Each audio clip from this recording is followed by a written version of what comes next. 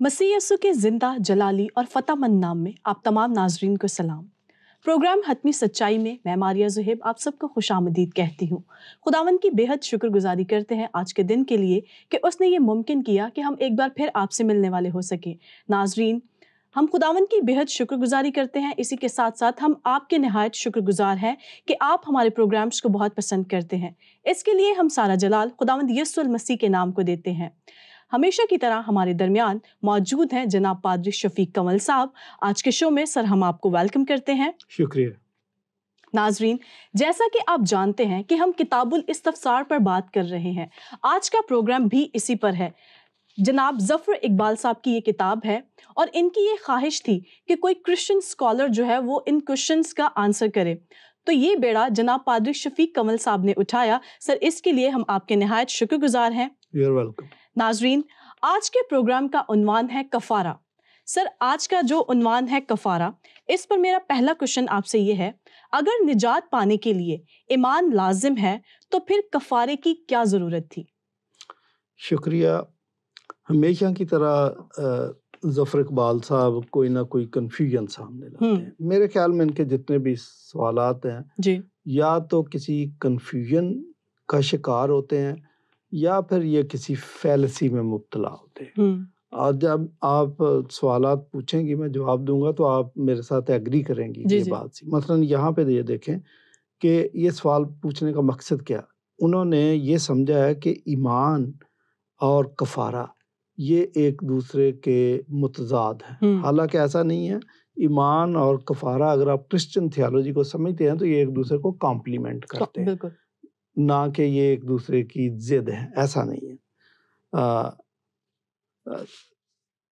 कफारे के बगैर निजात मुमकिन नहीं है। अब आप कफारे को समझ लें तो आपको पता चल जाएगा कफारे का क्या मतलब है। बाइबल ये बात बयान करती है कि गुनाह की मजदूरी मौत है। बिल्कुल। तो अगर कोई मौत है, उसकी पनिशमेंट मौत है, तो उससे अगर आप माफ़ी चाहते हैं तो माफ़ी के लिए भी बाइबल तालीम देती है कि बगैर खून बहाए माफ़ी नहीं। इसका मतलब आपको कफारा देना, या तो फिर आपको सज़ा मिले, आपका अपना ही खून बह जाए, लेकिन ये खुदा का फजल, खुदा का रहम, खुदा की एक प्रोविज़न है जिसके लिए हम खुदा के इंतहाई शुक्रगुजार हैं कि उसने एक प्रोविज़न दे दी जी। एक हैकल बना दी, उस पे वो क्या कहते हैं कुर्बानगाह भी बना दी, काहिन भी मुकर्रर कर दिए, और किसी ने कोई गुनाह किया है तो वो बर्रा लेकर काहिन के सामने बेऐब बर्रा लेके जाता, काहिन उसको चेक करता है कि वाकई बेऐब है।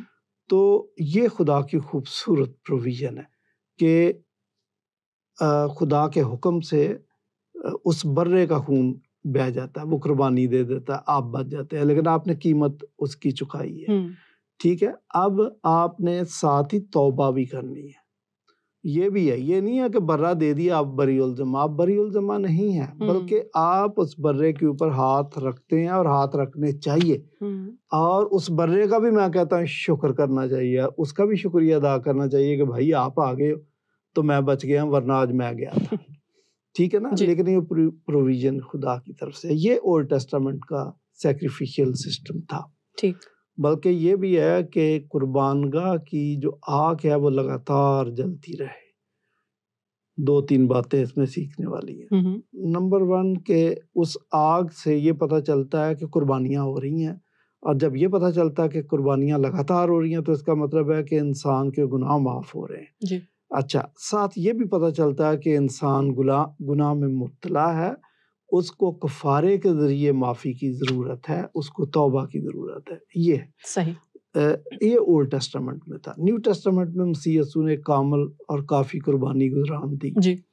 और वही बात उसी के मसदाक के बगैर खून बहाए माफ़ी नहीं, वो कफ़ारे के नज़रिए की वजह से, उस प्रोविज़न की वजह से बेऐब बर्रा बनकर मसीह यीशु आ गया और उसने खून बहा दिया। असल में हमारी गर्दन कटनी चाहिए थी, हमारा खून बहना चाहिए था, लेकिन मसीह ने बहा दिया। अब ईमान की डेफिनेशन सुन ले, उनको शायद ईमान की डेफिनेशन का नहीं पता, क्योंकि वो रट्टा लगाया होता मुसलमानों ने कि हमारा ईमान है फरिश्तों पर, हमारा क़यामत पर ईमान, तो वो समझते इनका भी इसी किस्म का ईमान है। नहीं, ये ईमान ऐसा नहीं है। इस ईमान का ये मतलब है جب ہم کہتے ہیں کہ ہمارا مسیح کی ذات پر ایمان ہے تو کیا ایمان ہے؟ ایمان یہ ہے کہ وہاں پر میری گردن کٹنی چاہیے تھی، میرا خون بہنا چاہیے تھا، چونکہ میں گناہ گار ہوں، لیکن مسیح نے میرے بدلے وہ سزا اپنے اوپر لے لی، اسی کو کفارہ کہتے ہیں، ٹھیک ہے نا؟ اب جب ہم ایمان رکھتے ہیں تو اس کا مطلب ہے ہم توبہ بھی کرتے ہیں پہلے کہ خدا میں اپنے گناہوں سے توبہ کرتا ہوں اور معافی مانگتا ہوں، اور توبہ کے ساتھ یہ شرط عائد ہے کہ آئندہ ایسا نہیں کروں گا، اور فرض کیا کہ آپ توبہ کر کے معافی حاصل کر لیتے ہیں، اگلے دن وہی گناہ کرتے ہیں، تو پھر اس کی خطرناک سزا ہے۔ بائبل کہتی ہے کہ میں بار بار تنبیہ پا کر جو گردن کشی کرتا ہے اس پر ناگہان آفت آ جائے گی، وہ تباہ کر دیا جائے گا اور اس کا کوئی چارہ نہیں ہوگا۔ صحیح۔ تو ہمیں یہ اتنی عقل ہونی چاہیے، ہمیں اس کی پھر قدر کرنی چاہیے۔ تو ایمان ہے ہمارا یہ کہ ہم آپ کے شکر گزار ہیں کہ آپ کی وجہ سے ہم بچ گئے، اور اس کی پھر ہم نے قدر بھی کرنی، اور آئندہ زندگی میں ہم نے اس کو اپنے ذہن میں رکھنا۔ عشائر بانی جب ہم لیتے ہیں تو ہم بار بار مسیح یسوع کی اس قربانی کو اپنے سامنے رکھ لیتے ہیں، ٹھیک ہے؟ جو مسلمان سمجھتے ہیں کہ شاید ان کو لائسنس مل جاتا ہے کہ یہ جو مرضی کرتے پھر، ایسا نہیں، یہی بات ہے۔ تو یہ ایک دوسرے کے، دوبارہ کہوں گا کہ متضاد نہیں ہے، بلکہ ایک دوسرے کو کمپلیمنٹ کرتے ہیں، فیتھ اور کفارہ۔ بہت شکریہ سر۔ میرا اگلا سوال آپ سے ہے کہ منادی تو بنی اسرائیل تک محدود تھی، غیر اقوام کو منادی کرنا ایک دھوکہ ہے، اس کے اوپر پلیز وضاحت کیجیے۔ غالباً ان کا اشارہ جو ہے یہ کیا کہتے ہیں اس کی طرف ہے جو مسیح نے اپنے شاگردوں کو یہ کہا تھا کہ صرف بنی اسرائیل کی کھوئی ہوئی بھیڑوں کے پاس جانا، غیر قوم کی طرف نہ جانا، اور سامریوں کے کسی شہر میں داخل نہ ہونا۔ یہ بہت سارے لوگ اس قسم کی بات کر دیتے ہیں۔ کوثر نیازی، مولانا کوثر نیازی بڑی مشہور شخصیت ہے مسلمانوں کی، تو وہ بھی انہوں نے کتاب لکھی آئینہ تثلیث، انہوں نے بھی کچھ اسی قسم کی بات کی کہ مسیحوں کو تو منادی کرنی ہی نہیں چاہیے۔ وہ اسی تناظر میں کہ مسیح یسوع نے یہ کہہ دیا کہ، بلکہ بعض لوگ تو کہتے ہیں کہ مسیح یسوع کو اپنے مشن کا ہی نہیں پتا تھا، کہ کبھی کہہ دیا منادی کرو، کبھی کہہ دیا نہ کرو۔ یہ ساری باتیں جو بھی کرتے ہیں کسی نہ کسی فیلسی میں مبتلا ہیں، کرسچن مشن کو سمجھنے سے قاصر۔ جب مسیح یسوع نے اپنے شاگردوں کو یہ کہا تھا کہ صرف بنی اسرائیل کے پاس جانا، تو کانٹیکسٹ کو سمجھے۔ شاگرد ابھی جمعہ 8 دن ہوئے تھے شاگردی میں آئے ہوئے، تو شاگرد آج سے 2000 سال پہلے کا ہو یا آج کا ہو، ان کی مینٹیلٹی ایک ہی ہے۔ میرا یہ تجربہ ہے کہ میرے پاس شاگرد آتے ہیں، میں ایک کا واقعہ سنا دیتا ہوں۔ 6 ماہ کا کورس تھا، اس نے کہا جی میں یہ کورس کرنا چاہتا ہوں، تو ہم نے کہا ٹھیک ہے۔ مشکل سے 1.5 ہفتہ اس نے کلاسیں اٹینڈ کی، غائب ہو گیا۔ 3-4 سال کے بعد مجھے کہیں مل گیا بسوں کے اڈے پہ، جو حیدرآباد بسیں جاتی ہے، تو میں نے کہا آپ تو کہہ رہے تھے میں نے ٹریننگ کمپلیٹ کرنی، آپ کیسے چلے گئے؟ وہ تو کہا پادری صاحب آپ کو شاید پتہ ہی نہیں، ایک اشتہار نکالا اپنے بیگ سے کہ یہ دیکھو میں 3 دن کی کنونشن ہے حیدرآباد میں مین اسپیکر ہوں۔ مسیح یسوع کے شاگرد بھی یہی کہہ رہے تھے کہ استاد بڑا کچھ آ گیا، دعائے ربانی سن لو، زبانی سن لو، مبارکبادیاں سن لو، پہاڑی باز کی چیدہ باتیں بھی سنا دیتے ہیں، بیج بونے والی کی تمثیل بھی آتی ہے، تو ہمیں آزماؤ، ہمیں دیکھو تو صحیح۔ اور پھر آپ نے یہ دیکھا کہ جب وہ گئے تو پھر ایک شخص میں بدرو تھی، وہ بھی نہیں نکلی، استاد جی ہمیں بتاؤ یہ کیوں نہیں نکلی؟ تو ٹریننگ انکمپلیٹ تھی۔ جب ٹریننگ انکمپلیٹ تھی تو مسیح یسوع نے بے شک ان کو کہا کہ فی الحال ابھی آپ غیر قوموں کی طرف نہیں جانا، سامریوں کے کسی شہر کی طرف نہیں جانا، کیونکہ یہ ڈیفیکلٹ ٹاسک ہے، ابھی آپ صرف اسرائیل میں جاؤ۔ حالانکہ ود ان اسرائیل بھی بڑا ڈیفیکلٹ تھا، لیکن غیر قوم میں اور سامریوں میں تو اس سے زیادہ ہی مشکل تھا۔ اس وجہ سے مسیح نے ان کو منع کیا، لیکن ارشاد اعظم کے اندر تو بڑا کلیئر کہا کہ پس تم جا کر سب قوموں کو شاگرد بناؤ اور ان کو باپ اور بیٹے اور روح القدس کے نام سے بپتسمہ دو۔ عید پینتیکوس کے دن 17 قوموں کے لوگ جمع تھے، انہوں نے انجیل سنی اور سمجھی اپنی اپنی مادری زبان میں، اور اپنے اپنے علاقے میں جا کے چرچ قائم کر دی۔ تو یہ تضاد نہیں ہے، اور غیر قوم کی طرف جانا منع نہیں ہے، آپ اس کو سمجھے نہیں۔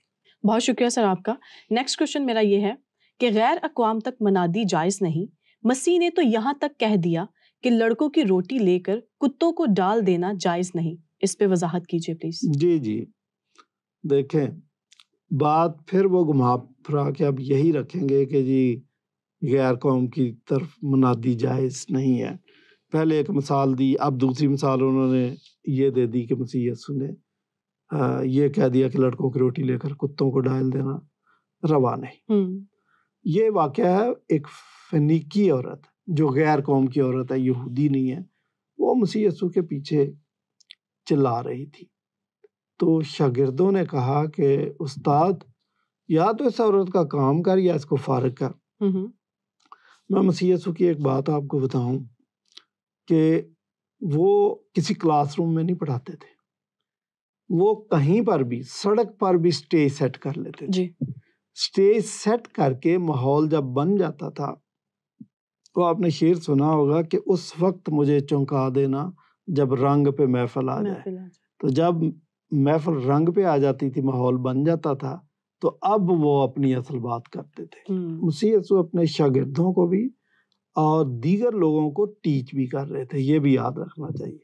یہاں پر بھی انہوں نے ٹیچ کرنا تھا، اس لیے جان بوجھ کے وہ چپ تھے. شاگردوں کو سن گیا کہ یہ عورت شور کر رہی ہے، تو کیا مسیح یسوع کو نہیں پتا تھا؟ پتا تھا، بالکل پتا. اچھا، تو یہ جو بات کہی، مسیح یسوع یہ بات چیک کرتے تھے کہ جو شخص میرے پیچھے آ رہا ہے کیا بریانی کھانے آ رہا ہے، روٹی کھانے آ رہا ہے، مچھلی کھانے آ رہا ہے کہ چلو فری میں مچھلی بھی مل جاتی ہے، بلکہ ادھر تو اتنی مچھلی ہوتی ہے بچ بھی جاتی ہے، یا تماشا دیکھنے آ رہا ہے، یا اس کے اندر فیتھ ہے. اور آپ نے بڑا واضح طور پر دیکھا ہوگا کہ اگر کسی شخص میں ایمان کی جھلک نظر آ جاتی تھی تو مسیح یسوع اس کی تعریف بھی بڑی کرتے تھے. یہاں پر بھی فنیکی عورت کا یہی مسئلہ ہے کہ آپ نے کسی سے اس سچ چغلوانا نا. ویسے اگر آپ کسی سے نارمل بات کریں تو وہ بولے یہ آپ کا ایمان ہے، وہ کہہ دے گا ہے میں تو بڑا ایماندار ہوں، میں تو آپ کو پسند ہی بہت کرتا ہوں، میں تو آپ کا فین ہوں، کہتا جائے گا منہ پہ میاں مٹھو. جی. لیکن اگر آپ کوئی سخت بات اس کو کر دیں تو وہ غصے میں آ جائے گا. جب انسان غصے میں آ جاتا ہے تو اس کے اندر سے سچ نکلتا ہے، پھر وہ بناوٹی بات نہیں کر سکتا. بالکل. تو مسیح یسوع نے جب یہ بات کی کہ لڑکوں کی روٹی لے کر کتوں کو ڈال دینا روا نہیں، تو اگر تو یہ روٹی کھانے والی ہوتی، تماشا دیکھنے والی ہوتی، تو یہ تو بھڑک اٹھتی کہ لو جی بڑا نبی بنا پھرتا. او بھائی، مجھے تو وہ میری پڑوسن ہے پروین، اس نے کہہ دیا کہ بھی ایک نبی آیا تو میں آ گئی ہوں، ادروائز تمہارے محلے میں بہت اچھا حکیم ہے، 10 روپے لیتا، 3 پڑیاں دیتا، آرام آ جاتا. میں کیا آپ کو جانتی ہوں، جاؤ اپنا رستہ ناپو، میں جا رہی ہوں.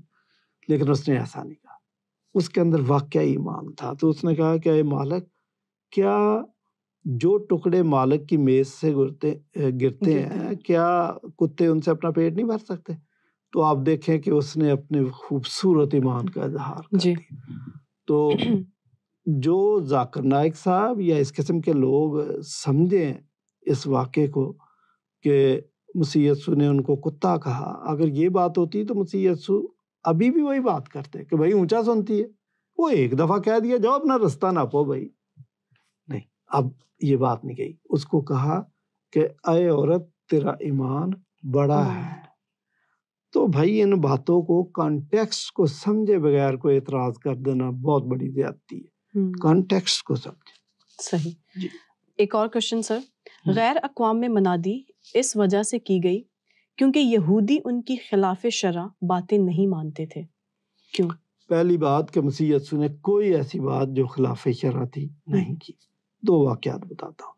جب مفلوج کو کہا کہ اے بیٹا تیرے گناہ معاف ہوئے، تو وہاں پہ لوگ سمجھے کہ خلاف شرع بات کر رہا ہے، یہ تو انسان ہے، گناہ معاف کرنے کا اختیار تو صرف خدا کو ہے. تو مسیح یسوع نے کیا جواب دیا؟ مسیح یسوع نے کہا کہ آسان کیا ہے، یہ کہنا کہ تیرے گناہ معاف ہوئے یا یہ کہنا کہ اپنی چارپائی اٹھا اور چل. تو بھائی یہ دیکھو، میں نے اگر پہلی بات کہی تو دوسری بات جو کہی وہ تو بہت مشکل ہے. تو اس شخص نے واقعہ اپنا بستر اٹھایا، چارپائی اٹھائی اور اس نے بھاگنا شروع کر دیا. تو اس کا مطلب اگر دوسری بات سچ ہے تو پہلے والی بھی سچ ہے. تو یہ بات خلاف شرع نہیں تھی. مسیح یسوع نے کہا کہ ابن آدم کو زمین پر گناہ معاف کرنے کا بھی اختیار ہے، آپ کو سمجھ نہیں آ رہی. دوسری بات سبت کو توڑنے کی تھی. اچھا، مسیح یسوع ایک تو میں سمجھتا ہوں کہ اسٹیج سیٹ کرنے کے لیے، کوئی لیسن دینے کے لیے جان بوجھ کر سبت کے دن معجزات کرتے تھے. بہت سارے معجزات سبت کے دن ہیں. دوسری بڑی وجہ ہے کہ سبت کا دن چھٹی کا دن تھا تو مجمع لگ جاتا تھا، لوگ آ جاتے تھے. یہ وجہ بھی ہو سکتی ہے. تو اعتراض کیا گیا کہ آپ نے سبت کو توڑا. مسیح یسوع نے ان کو بتایا کہ میں نے سبت کو نہیں توڑا. آپ مجھے ایک سوال کا جواب دو کہ اگر سبت کے دن کسی کا بچہ یا اس کا جانور کنویں میں گر جائے تو نہیں نکالو گے کہ اچھا جی آج تو سبت ہے، کل نکالتے ہیں، آرام سے نکالیں گے؟ بالکل نکالیں گے. اچھا وہ تو آپ نکال لو گے. جی. اولڈ ٹیسٹامنٹ میں یہ بات لکھی بھی ہوئی ہے. اچھا تو پھر مسیح یسوع جو ان کو ٹیچ کر رہے تھے وہ شرع کو بریک نہیں کر رہے تھے. ان کو بتایا کہ سبت کے دن نیکی کرنا جائز ہے. تو کہاں مسیح یسوع نے کیا کہتے کہ خلاف شرع بات کی؟ نہیں. تو یہ جو ان کا اعتراض ہے کہ مسیح یسوع خلاف شرع بات کرتے تھے اس لیے یہودیوں نے ان کے مانی نہیں، لہٰذا انہوں نے اپنا ایمفیسس شفٹ کر دیا غیر قوموں کی طرف. نہیں، یہ بات بھی ٹھیک نہیں ہے. خدا کا منصوبہ شروع سے ہی اقوام عالم کے لیے تھا، ایک قوم کے لیے نہیں تھا. 2-3 باتیں میں آپ کو موٹی موٹی بتا دیتا ہوں. شروع میں ایک ہی قوم تھی، ایک ہی بولی تھی، ایک ہی کلچر تھا. لیکن پیدائش کی کتاب میں گاربن 11ویں باب میں بابل کے برج میں 70 قومیں وجود آ گئی جب ان کی زبان میں اختلاف آئے. جی. جیسے ہی ان کی زبان میں اختلاف ہوا، ایک قوم سے 70 قومیں بن گئی. تو 12ویں باب میں خدا ابراہیم کو کہتا ہے کہ چل مشنری بن کے ان قوموں کے بیچ میں چل. تو خدا نے تو کبھی بھی کسی قوم کو بے سہارا اور بے آسرا نہیں چھوڑا. ابراہیم کو کہا کہ اب تیرا نام ابراہیم نہیں بلکہ ابراہیم کہلائے گا. تو ایک قوم کا جد امجد نہیں بلکہ قوموں کا باپ ہوگا. اور ہول کویننٹ میں آپ یہ دیکھیں کہ جب یہ کہا کہ بنی اسرائیل کو ساری فیسلٹی، میں تمہیں برکت پر برکت دوں گا، تمہاری نسل کو آسمان کے ستاروں کی مانند اور سمندر کے کنارے کی ریت کے ذروں کی مانند بڑھاؤں گا، سب کچھ بنی اسرائیل کے بارے میں. لیکن جو باٹم لائن تھی وہ یہ تھی کہ تیرے سبب سے دنیا کی دیگر قومیں بھی برکت پائیں. تو یہ تو خدا کا شروع سے ہی ڈے 1 سے یہی منصوبہ ہے کہ اقوام عالم اس کی برکات میں، اس کی بادشاہت میں شامل ہونی چاہیے. تو یہ کہنا کہ مسیح یسوع نے چونکہ یہودیوں کے ساتھ اختلاف ہوا اور اس وجہ سے، نہیں، یہ کہانی ٹھیک نہیں ہے، انڈرسٹینڈنگ ٹھیک نہیں ہے. اس کو پلیز اس کو ٹھیک کریں. بہت شکریہ سر آپ کا ان سارے کوشچن پر روشنی ڈالنے کے لیے. اسی کے ساتھ میرا اگلا کوشچن آپ سے ہے کہ پطرس اور دیگر شاگردوں میں غیر اقوام میں منادی پر تکرار ہوئی. جواب میں پطرس نے انہیں ایک بے معنی سا خواب سنا دیا، اس کے بجائے کہ کوئی واضح حکم کیوں نہ سنا دیا. 2 باتیں کی. اس کا مطلب پطرس نے چونکہ غیر قوم میں منادی کے لیے کوئی واضح حکم نہیں بتایا تو اس کا مطلب شاید کوئی واضح حکم موجود نہیں ہے. پہلے تو میں واضح حکم بتاؤں کہ بائبل واضح حکموں سے بھری پڑی. ارشاد اعظم جو یسوع مسیح نے دیا، جس کو ارشاد اعظم اور گریٹ کمیشن سب سے بڑا حکم کہا گیا، اس میں مسیح یسوع نے کیا کہا؟ پس تم جا کر سب قوموں کو شاگرد بناؤ اور ان کو باپ اور بیٹے اور روح القدس کے نام سے بپتسمہ دو. تو اس کے اندر تو لکھا، بہت کلیئرلی لکھا کہ سب قوموں کو شاگرد بناؤ. پھر یہ بھی لکھا ہے کہ ساری خلق کے سامنے جا کر انجیل کی منادی کرو. اور یہ بھی لکھا ہے کہ جب تک اقوام عالم میں، تمام دنیا میں انجیل کی منادی نہیں ہو چکے گی، مسیح یسوع کا دوبارہ آنا ممکن نہیں ہے. تو یہ ساری باتیں تو لکھی ہوئی ہیں. پھر اعمال کی کتاب میں بھی یہ ارشاد اعظم موجود ہے کہ جب روح القدس تم پر نازل ہوگا تو تم جرت اور قوت پاؤ گے اور تم یروشلم اور یہودیہ اور سامریہ اور زمین کی انتہا تک میرے گواہ ہوگے. یہ بھی وہی بات ہے. تو زمین کی انتہا تک کا مطلب ہے کہ ساری قوموں میں میرے نام کی گواہی دینی ہے. تو آپ نے کیسے کہہ دیا کہ بھئی کوئی واضح حکم موجود نہیں ہے؟ ہاں، اب آ جائیں کہ پطرس نے وہ خواب کیوں سنایا. پطرس دیکھیں، پطرس سب سے بزرگ یہودی تھا.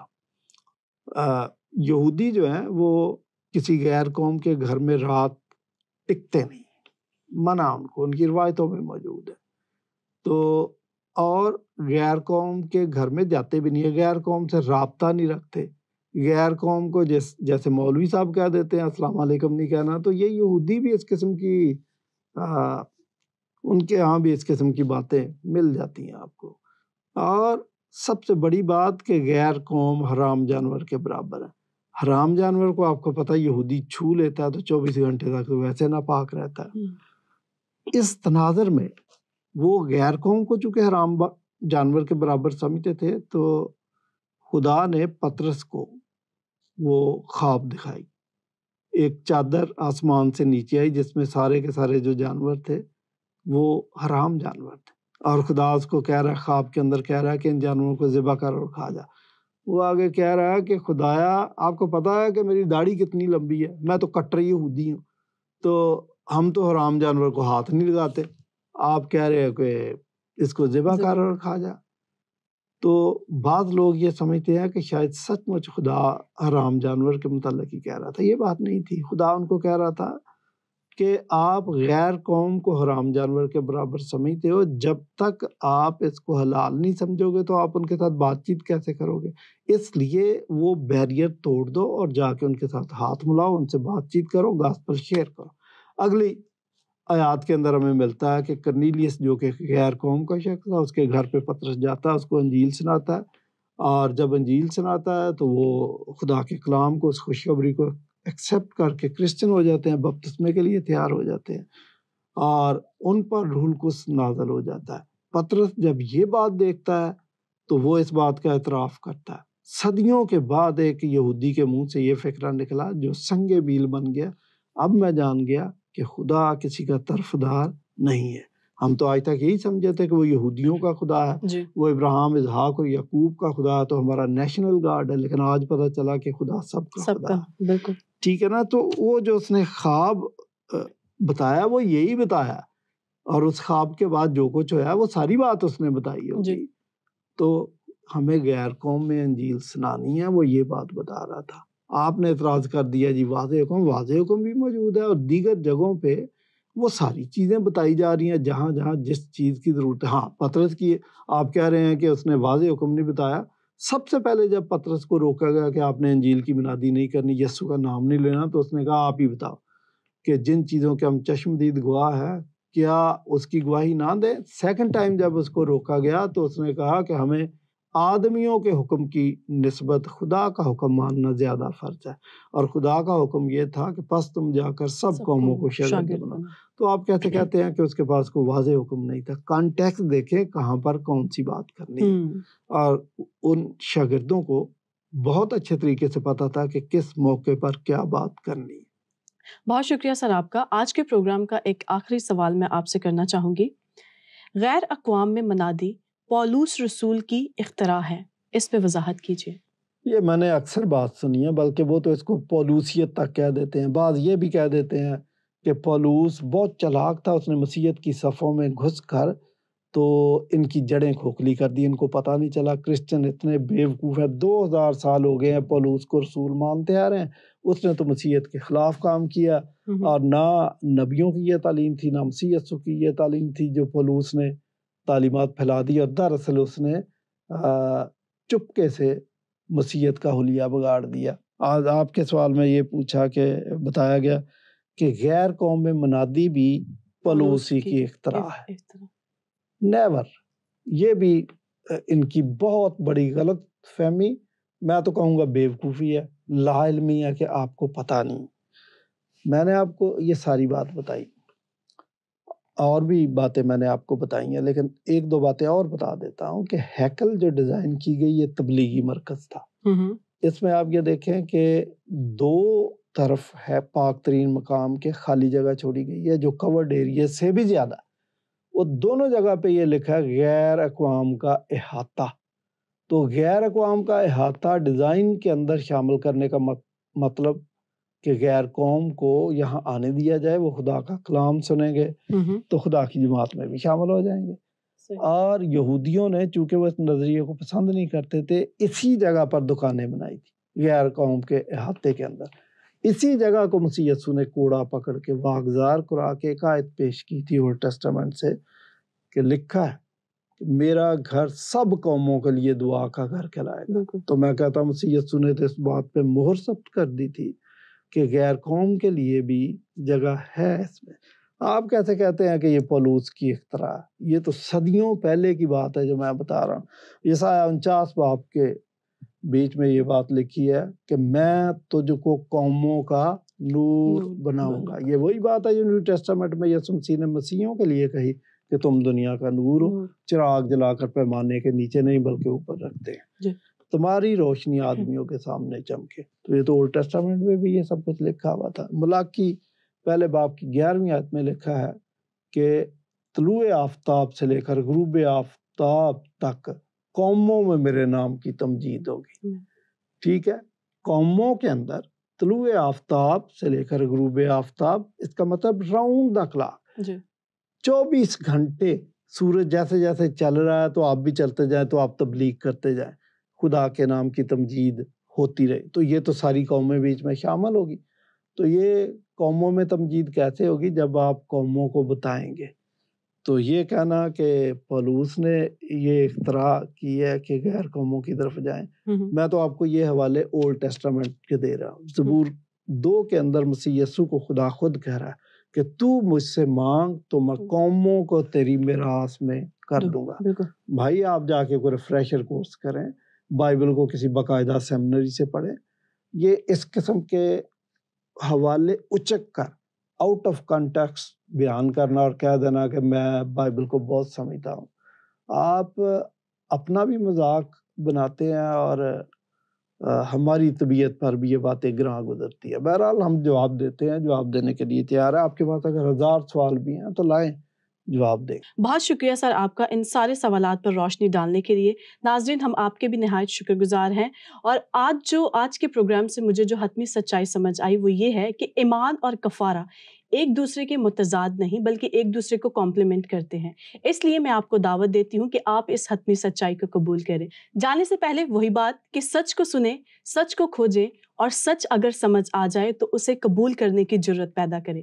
اسی طرح کے کوشچنس کچھ آپ کے پاس بھی ہیں تو ہمیں ضرور بتائیے، ہم اپنے پروگرامز میں ان کو شامل کریں گے. ابھی کے لیے مجھے اور ہمارے مہمان اسپیکر کو اجازت دیجیے، پھر آپ سے ملاقات ہوگی. تب تک کے لیے خدا حافظ.